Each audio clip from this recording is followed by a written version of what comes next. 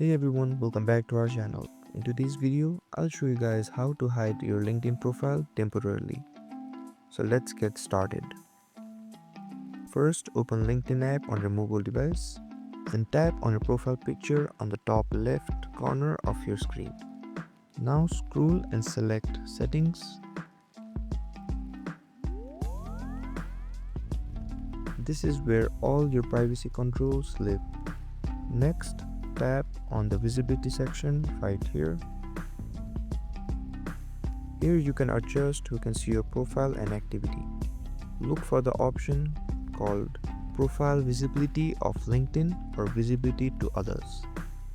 Then tap on it. Now switch your profile to private mode.